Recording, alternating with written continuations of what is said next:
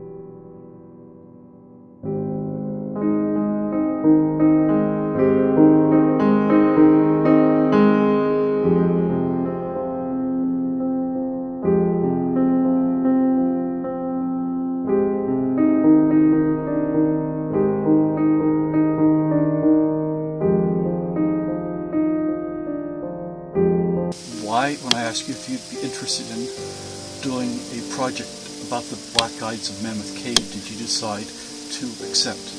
Well, there were several different things that I looked into at the same time. It required, was there a spot on my schedule that was open? So was it even possible? The next thing was asking myself, well, could I actually contribute something to it? I actually thought about that before I thought about whether or not I'd be interested. Because if I was interested but felt like I couldn't contribute, I wouldn't do it. But after I realized that what you were talking about was the history of these slaves who had become functionally free men because they had authority, they had agency, they had respect, they were able to care for their families, and according to the history that you provided me, they were pretty respected and had a certain amount of autonomy in comparison with other slaves. I thought that this was actually a part of my history too. The question of the black diaspora, what happened to Africans when they reached America. So I was able to hook it in with interests that I had. Then the idea of caves. I'd never really been to Mammoth Caves. I'd never been in any really substantive cave system. And it's a fascinating thought.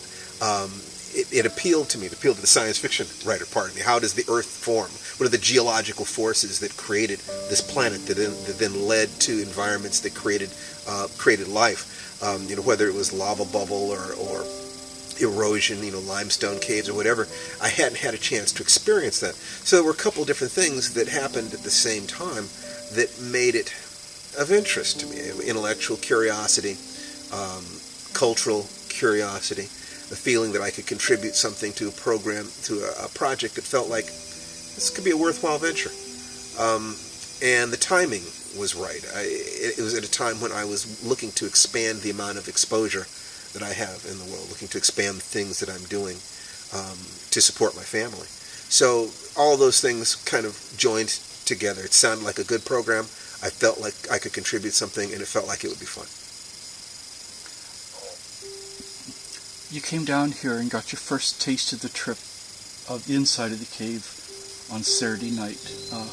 What was your first impressions when you walked down the entrance and into the first chamber, the rotunda? Just awesome. The thought of the time that it takes to carve out a passage like that, a sense of geological time. Human beings pass through the world in 70 to 100 years, if they're lucky. But the time it takes millions and millions of years of water eroding limestone to do something like this, and I think that it calls forth a sense of perspective, impermanence. Even that is not permanent, but far more than an individual life. So it felt like connecting with the earth. Was there any particular portion of the cave that you seemed to feel more intact to the cave than you were elsewhere? Any of the stories that... Yes, well, the tubercular, the consumption hospital. Understanding that writing science fiction, fantasy, horror, as I do, the idea of these skeletal, terminally ill human beings living in the darkness, lurching around like skeletons, hoping that somehow this air down in the cave is going to heal them, it automatically brought to mind, movie images, possible story or book images. I wish that my wife was here, but it also brought out an element of the human tragedy. I mean, you'd originally spoken of the fact that Paleo-Indians thousands of years ago had possibly used these caves as ceremonial, and you felt that they also explored out of entertainment. And I posited to you that one of the reasons that they might have wanted to explore was for their own spiritual purposes. The sense of, because human beings have always asked a couple of important questions: who am I? What is true? How do I connect to the world? How do I connect to all of creation? And many peoples have believed that God or the afterlife exists in the underworld. If that is true, it's easy to imagine Indians searching down in these caves, seeing if they can reconnect with their ancestors, seeing if their grandparents might still be down there someplace in the earth, and thinking about the tubercular hospitals and these people living in the darkness here in this particular domain. I could not help but feel a certain amount of awe and sadness, and also just a sense of joy, that they were stuck down here. I get to come back out into the sun. It's a sobering thing, and I tend to have multiple level reactions to things like that, and that was a good one. In Gothic Avenue, for example, there were signatures written by people from 180, 190 years ago, Yes. 100, 200 years ago.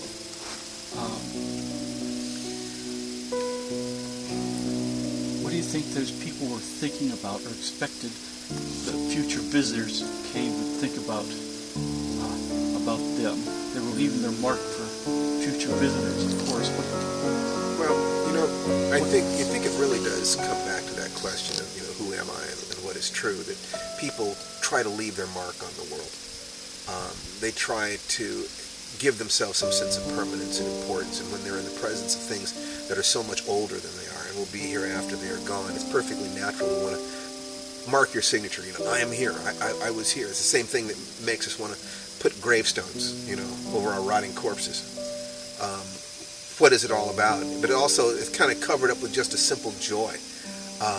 I think that, I'm remembering the cave adventures of Tom Sawyer and Becky Thatcher, and Tom writing his name, I believe, with smoke on the cave, just for people to come, in the future. We understand that we're part of a process, being part of a geological process as well as a biological one. When we're in these caves, and then we as human beings are here, and we realize that there were people here before us, and we grasp that there are going to be people here after us.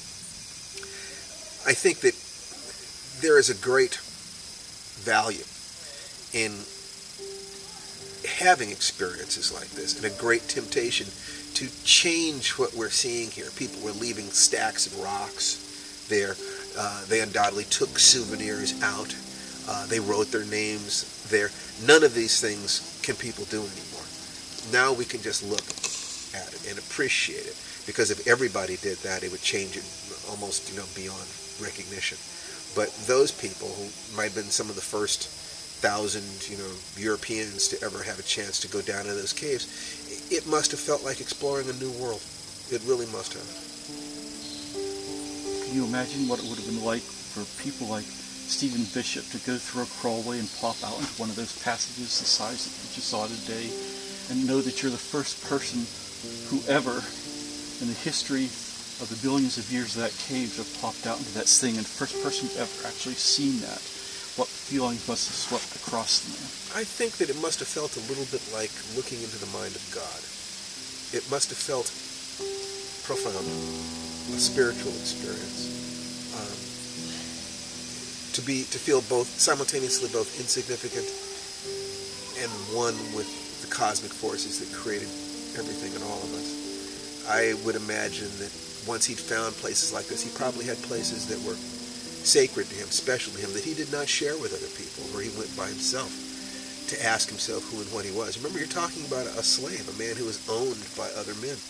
To be in a place where no one can find him and he is there with his creator, I would imagine he had some extraordinarily deep experiences that are very difficult for modern people to imagine.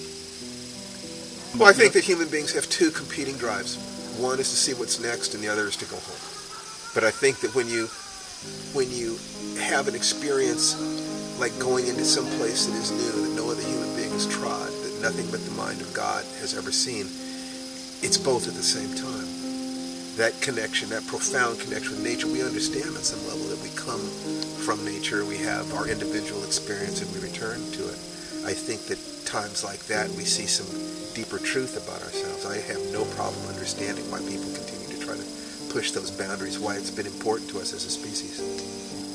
Well, all scientific discovery is some combination of all of us working together and each of us satisfying our individual needs and drives and finding meaning, trying to understand a little bit more about the universe, taking one more little step. You know, to a certain degree, it's like people in a bucket brigade putting out a house, you know, that you pass that knowledge from one hand to the other, and the guy who throws it on the fire is the one who gets the credit, but everybody has to be involved in that. We have a need to feel, ask ourselves, what are we doing as individuals? That's critical. Why do you think the Bransford family found meaning in being tour guides here? I mean, you're thinking about a group of people who had almost everything essential that we consider important being a human being, other than just life itself, stripped away from them. The ability to protect their lives, the ability to protect their children, their individual identities, their names. They took their names from their masters. There's no history, there's no language, they took no religion, nothing that connected them with their ancestors in that particular sense. In a world in which people were willing to fight to the death in order to keep them in that status. I would think that anything that gives a person, a human being, a sense of agency, a sense of answering that question, who am I, what is true, is going to be gripped with a fever. I mean, this man had had his children sold away from him.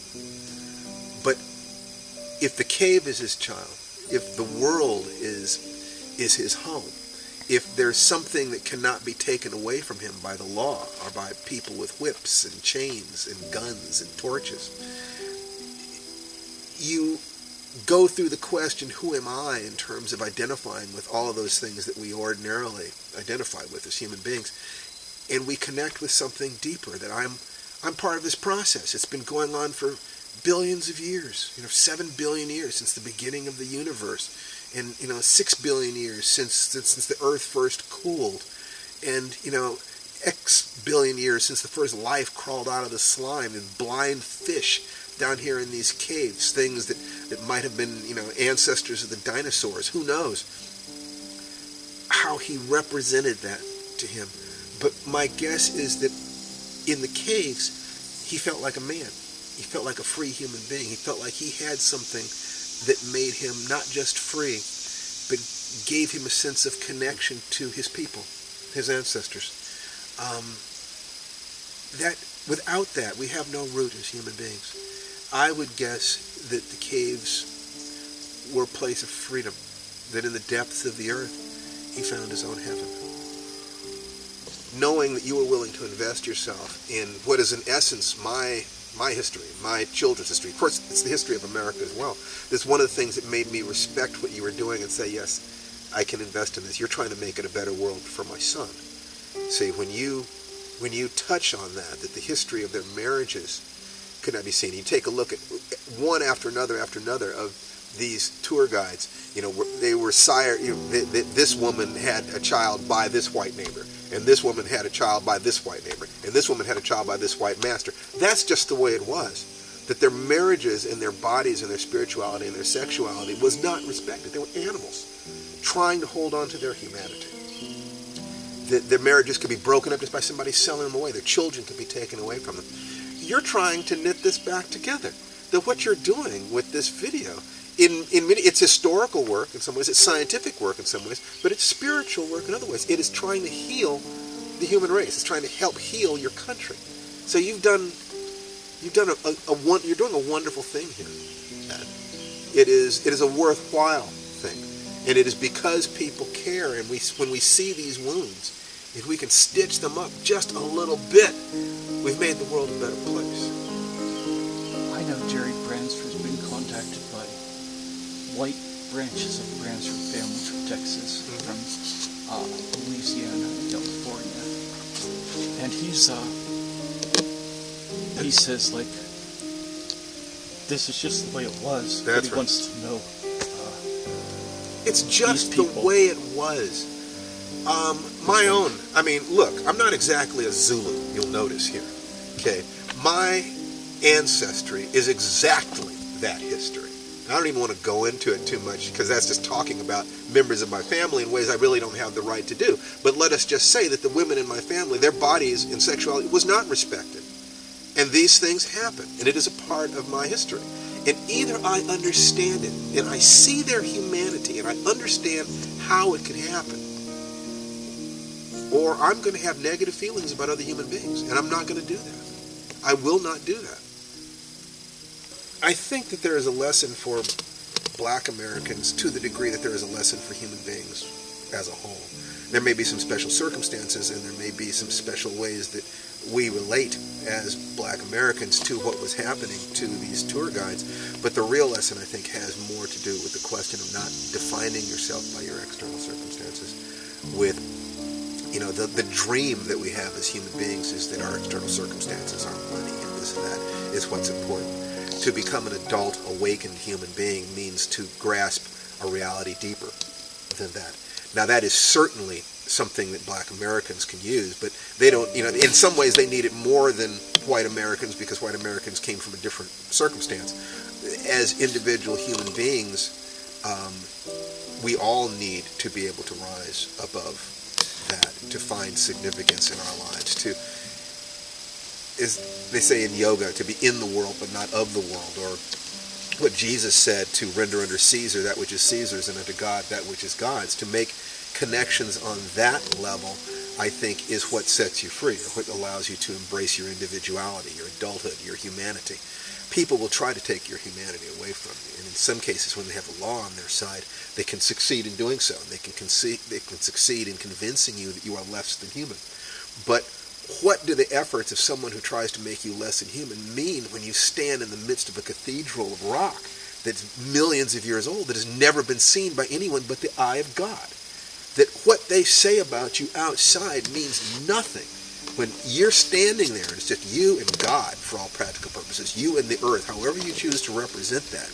I think that the illusions, it doesn't matter what your name is, your religion is, your color is, all that stuff that people use to try to define you is gone. It doesn't matter. Your name doesn't even matter. It's I am. I exist. I am one with this creative force. I think that to the degree that any community, all communities define themselves, every group of people in the world has a controlling mythology that says that God made them first and loves them best. I mean, every group of people in the world does that. That's just how we roll as human beings. And Black Americans, in some ways, were the only group of human beings to not have that, because they were given a mythology that said that their oppressors were closer to the divine than they were. That is a great bit of brainwashing. It also is a fantastic way of creating harmony with the masters. It's harder for them to dehumanize you when you're looking at the same mountain, you're worshiping the same God. But I think that to move beyond all of the images and all the words and all the doctrine to the same essential spiritual concept, where did we all come from? Where did this all come from? Where are we all going? That birthed all of these great spiritual traditions. To move beyond them, to see, in other words, to kind of ask yourself, what was Jesus seeing? What did Moses see? What did the Buddha see? What did Muhammad see? Could it be anything more than standing here in this place before the eye of God? I don't think so. I think that perception is where all of that spirituality comes from. And anyone who has had that experience is touching the divine. So what communities need is one thing. What individuals need is to feel that direct connection with the source of their lives. Because once you feel that, nobody can take it away from you. It's an individual thing. You can try to share that with your community, but then you're lost with nothing but words. So he comes out of the rock, he comes out of the cave, and he tries to explain caves to people as if explaining it to them is going to give them a spiritual experience. I think not. He could take them down into there, but unless they have the same perceptions he has, they're not going to have the same connection. They have to find a place in the world where they can find that connection. It might be the first time they hold their child. It might be watching a sunset, looking at a flower, watching a field of corn grow. There are moments that we all have when we sense that connection. We can feel that it's bigger than just us. Religions, the spirituality is like a living tree, and you can pluck the fruit from it and eat it, and it nourishes your body. Religions are what happens when the tree dies and you cut it down to build a building out of it. It can still shelter you, and within there you can get lessons on how to build your own tree. And they're wonderful for the community, and they allow the children to grow up safe, and they're wonderful, wonderful things, and I'm so glad that was a part of my life. But going down into the bowels of the earth, into the symbolic womb of the earth, and seeing something that nobody else has seen, like Ed said, I say that if you are the kind of person who feels like you want to be on the edge of discovery, that being on the edge of that discovery familiarizes you, takes you beyond symbols and beyond words, and allows you to touch what is. In the same way that going home and centering yourself very deeply in meditation or something of this nature. But where do people meditate most deeply? In caves. The great gurus would go off into a cave in a mountain someplace, and there they would achieve enlightenment. But it doesn't mean anything unless you can bring it back to the world. Being calm doesn't matter unless when your baby wakes up with a fever at 3 o'clock in the morning, you can stay calm and take care of it and not take it personally. So the questions go way beyond the question of the black community, but it certainly connects there because they were just human beings caught in a particular historical circumstance. But other human beings who were not evil human beings, they were caught in their historical circumstance. And to be able to forgive and understand one allows you to forgive and understand the other. And the ability to do both of those is connected with the ability to connect with just the beauty of what the natural world is, the impermanence of individual human lives, the process of geological time, the sense of being connected to something that happened 7 billion years ago. And so when you see yourself as part of the flow of that, you're both completely insignificant and as important as any star or nebula. No one can take that away from you once you grasp it.